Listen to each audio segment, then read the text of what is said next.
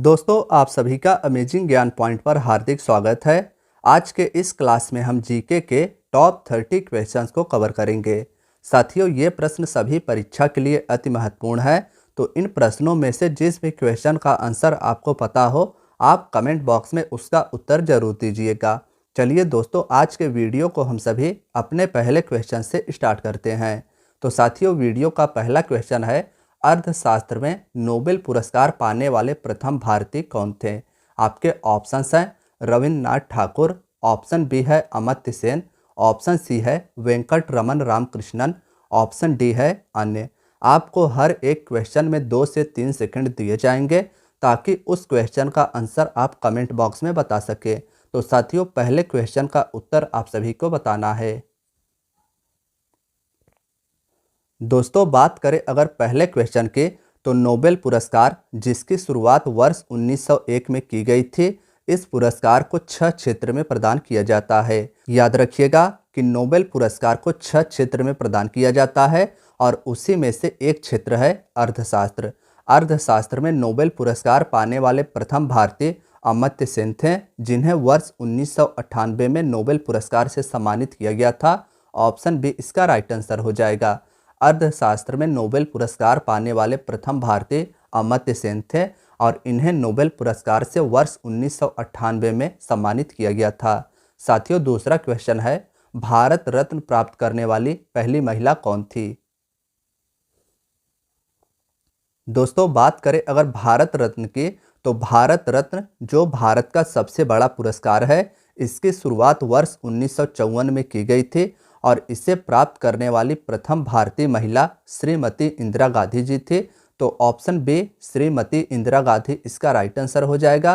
याद रखिएगा कि भारत रत्न जिसकी शुरुआत वर्ष 1954 में की गई थी, इसे पाने वाली प्रथम भारतीय महिला श्रीमती इंदिरा गांधी जी थी।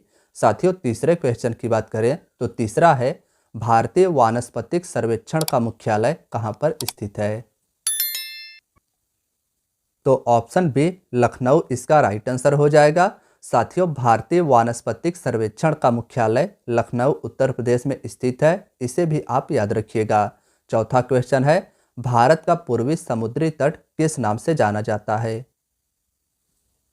साथियों, बात करें अगर भारत के पूर्वी समुद्री तट के, तो इसे मुख्यतः 3 भागों में बांटा गया है। पूर्वी तट का जो सबसे दक्षिणी बिंदु कन्याकुमारी है, वहां से लेकर कृष्णा नदी के डेल्टा तक के क्षेत्र को कोरोमंडल तट के नाम से जाना जाता है। फिर दूसरा जो इसका भाग है, वह कृष्णा नदी के डेल्टा से लेकर गोदावरी नदी के डेल्टा तक विस्तृत है और इसे गोलकुंडा तट के नाम से जाना जाता है। तीसरा जो भाग है, वह गोदावरी नदी के डेल्टा से लेकर उत्तरी तटीय भाग जो पश्चिम बंगाल तक विस्तृत है, उस क्षेत्र को उत्तरी सरकार तट के नाम से जाना जाता है। और हमारे क्वेश्चन में पूछा गया है कि भारत का पूर्वी समुद्री तट किस नाम से जाना जाता है? तो इन ऑप्शंस में से ऑप्शन डी कोरोमंडल तट आपको याद रखना है। भारत के पूर्वी समुद्री तट को कोरोमंडल तट के नाम से जाना जाता है। साथियों, अब हमारा 5वां क्वेश्चन है, भारत में प्रथम बहुउद्देशीय नदी घाटी परियोजना का निर्माण निम्न में से किस नदी पर किया गया है?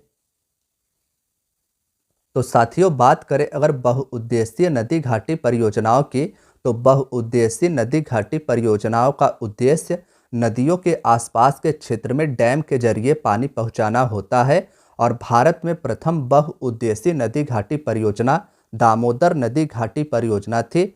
इस परियोजना के अंतर्गत दामोदर नदी से झारखंड और पश्चिम बंगाल राज्य को लाभान्वित किया गया है। तो इन ऑप्शंस में से ऑप्शन सी दामोदर नदी इसका राइट आंसर हो जाएगा। भारत का प्रथम बहुउद्देशीय नदी घाटी परियोजना दामोदर नदी पर निर्मित किया गया था और इससे लाभान्वित होने वाले राज्य झारखंड और पश्चिम बंगाल है। साथियों, 6वें क्वेश्चन की बात करें तो 6वां क्वेश्चन है, भारत का वह एकमात्र राज्य जो केसर का उत्पादन करता है? तो दोस्तों, इन ऑप्शंस में से ऑप्शन बी जम्मू कश्मीर इसका राइट आंसर हो जाएगा। केसर का भारत में सर्वाधिक उत्पादन जम्मू कश्मीर राज्य में किया जाता है। और साथियों, याद रखिएगा कि केसर के पुष्प के वर्तिकाग्र यानी स्टेमिना से केसर को निकाला जाता है, जो लाल रंग का होता है। साथियों, 7वां क्वेश्चन है, भारत में ऑपरेशन फ्लड कार्यक्रम का प्रारंभ कब किया गया था?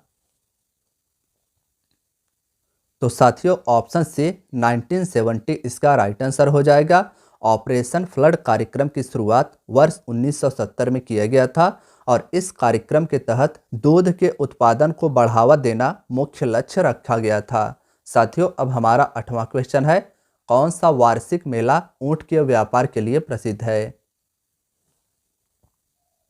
तो साथियों पुष्कर मेला राजस्थान इसका राइट आंसर हो जाएगा। याद रखिएगा कि पुष्कर मेला जो राजस्थान राज्य में लगता है, यह मेला ऊंट के व्यापार के लिए प्रसिद्ध है। 9वां क्वेश्चन है, भारत में झंडा दिवस कब मनाया जाता है? तो साथियों ऑप्शन बी 7 दिसंबर इसका राइट आंसर हो जाएगा। आर्म्ड फोर्स फ्लैग डे प्रतिवर्ष 7 दिसंबर को मनाया जाता है। इंपॉर्टेंट क्वेश्चन है तो इसे भी आप याद रखिएगा। 10वां क्वेश्चन है, दिल्ली को एनसीटी यानी राष्ट्रीय राजधानी प्रदेश संविधान के किस संशोधन के द्वारा बनाया गया था? तो साथियों ऑप्शन बी 69वें संविधान संशोधन वर्ष 1991 के द्वारा दिल्ली को राष्ट्रीय राजधानी प्रदेश बनाया गया था। इसे भी आप याद रखिएगा। 11वां क्वेश्चन है, संविधान का अनुच्छेद 123 किससे संबंधित है? तो दोस्तों राष्ट्रपति के अध्यादेश से संबंधित है आर्टिकल 123, इसे आप याद रखिएगा। राष्ट्रपति संसद के स्थगन के समय आर्टिकल 123 के तहत अध्यादेश जारी करता है। 12वां क्वेश्चन है, ईवीएम में अधिकतम कितने प्रत्याशी हो सकते हैं? साथियों यह क्वेश्चन आपका टेस्ट है, आप सभी को कमेंट बॉक्स में इसका उत्तर बताना है। 13वां क्वेश्चन है, किसके काल को मुगल चित्रकला का स्वर्ण काल कहा जाता है? तो दोस्तों ऑप्शन ए जहांगीर इसका राइट आंसर हो जाएगा। जहांगीर ने 1605 से लेकर 1627 तक अपनी मृत्यु तक शासन किया था और इसके काल को golden age of Mughal painting कहा जाता है। इसे आप याद रखिएगा। साथियों अब हमारा 14वां क्वेश्चन है, किसके काल को मुगल वास्तुकला का स्वर्ण काल माना जाता है? तो जी हाँ दोस्तों ऑप्शन बी शाहजहां इसका राइट आंसर हो जाएगा। शाहजहां जिसका शासनकाल जहांगीर के बाद वर्ष 1927 से प्रारंभ हुआ था, इसके शासनकाल को golden age of Mughal architect माना जाता है। इसे भी आप याद रखिएगा। साथियों 15वां क्वेश्चन है, नाबार्ड में भारत सरकार का कितना हिस्सा है? दोस्तों बात करें अगर नाबार्ड की, तो नाबार्ड यानी राष्ट्रीय कृषि और ग्रामीण विकास बैंक, इसकी स्थापना वर्ष 1982 में की गई थी और इसका मुख्यालय बहुत ही ज़्यादा महत्वपूर्ण है। नाबार्ड का मुख्यालय मुंबई में स्थित है। इसमें भारत सरकार का 99% शेयर है। तो इन ऑप्शंस में से ऑप्शन डी राइट आंसर हो जाएगा। नाबार्ड की स्थापना वर्ष 1982 में की गई थी और इसमें भारत सरकार का 99% शेयर है। साथियों अब हमारा नेक्स्ट क्वेश्चन है, विश्व की प्रथम महिला प्रधानमंत्री कौन थी?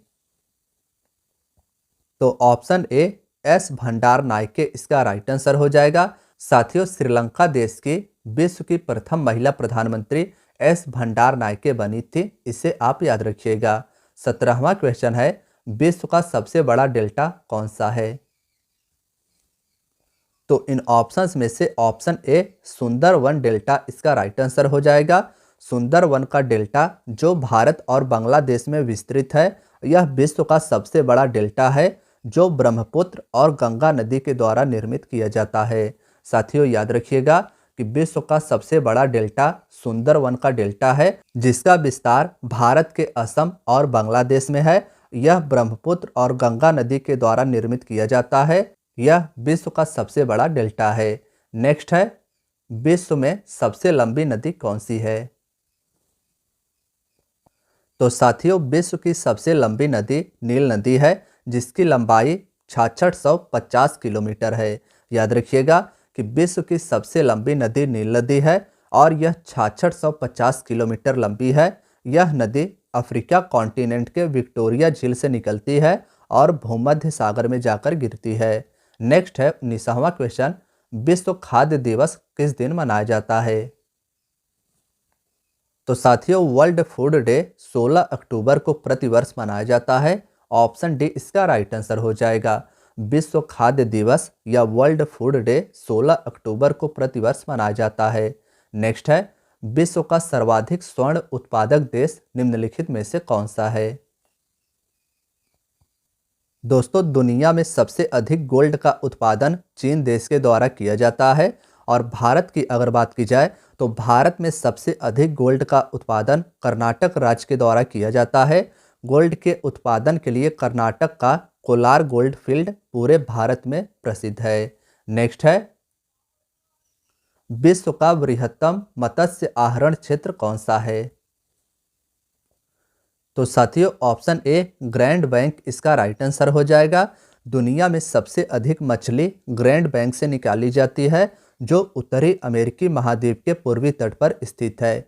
ग्रैंड बैंक उत्तरी अमेरिकी महाद्वीप के पूर्वी तट पर स्थित है। यहाँ से दुनिया में सबसे अधिक मछली निकाली जाती है।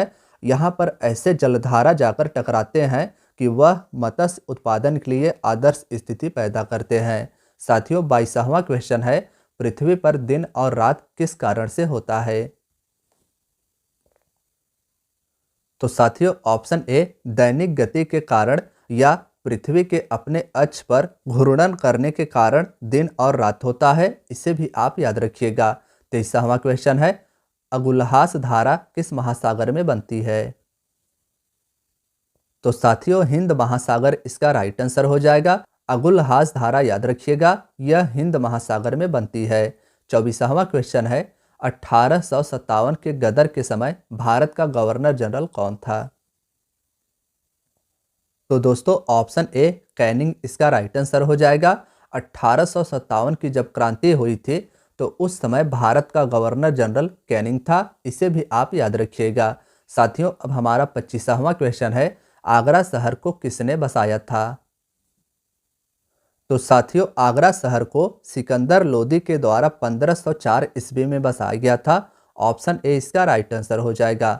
याद रखिएगा कि आगरा शहर को 1504 में सिकंदर लोदी के द्वारा स्थापित किया गया था। नेक्स्ट है, अशोक के शिलालेखों की लिपि क्या है? साथियों, अशोक मौर्य के पत्थरों पर लिखे गए लेख को शिलालेख कहा जाता है और उनकी भाषा ब्राह्मी है। तो इन ऑप्शंस में से option B Brahmi right answer हो जाएगा। इसे भी आप याद रखिएगा। अशोक के शिलालेखों की लिपि ब्राह्मी है। साथियों, अब हमारा 27वां क्वेश्चन है, प्रथम गोलमेज सम्मेलन कहाँ पर आयोजित हुआ था?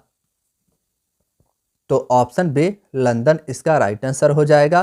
प्रथम गोलमेज सम्मेलन को लंदन में आयोजित किया गया था और भारत के एकमात्र व्यक्ति डॉक्टर भीमराव अंबेडकर जी ऐसे हैं जिन्होंने तीनों गोलमेज सम्मेलन में भाग लिया था।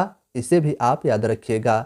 साथियों, अब हमारा 28वां क्वेश्चन है, महात्मा गांधी जी को अधनंगा फकीर या अर्धनग्न फकीर किसने कहा था? तो दोस्तों, ब्रिटिश प्रधानमंत्री विंस्टन चर्चिल के द्वारा गांधी जी को अधनंगा फकीर कहा गया था। ऑप्शन सी इसका राइट आंसर हो जाएगा। नेक्स्ट है 29वां क्वेश्चन, पंजाब केसरी के नाम से कौन विख्यात थे? तो जी हाँ दोस्तों, ऑप्शन डी लाला लाजपत राय इसका राइट आंसर हो जाएगा। इन्हें पंजाब केसरी के नाम से जाना जाता था। साथियों, अब हमारा 30वां क्वेश्चन है, कितने वर्ष के पश्चात राष्ट्रीय जनगणना होती है? साथियों, राष्ट्रीय जनगणना प्रति 10 वर्ष के बाद होती है और भारत में पिछली बार जनगणना वर्ष 2011 में हुई थी। नेक्स्ट है आखिरी क्वेश्चन, धान की खेती के लिए उत्तम मिट्टी कौन सी है? तो साथियों, दोमट मिट्टी इसका राइट आंसर हो जाएगा। इसे भी आप याद रखिएगा। धान की खेती के लिए सर्वोत्तम मिट्टी दोमट है। दोस्तों, वीडियो आपको कैसी लगी हमें कमेंट करके अवश्य बताएं और अगर आप चैनल पर नए हैं तो चैनल को सब्सक्राइब कर लीजिएगा। वीडियो अगर पसंद आई हो तो वीडियो को लाइक अवश्य कीजिएगा। धन्यवाद दोस्तों।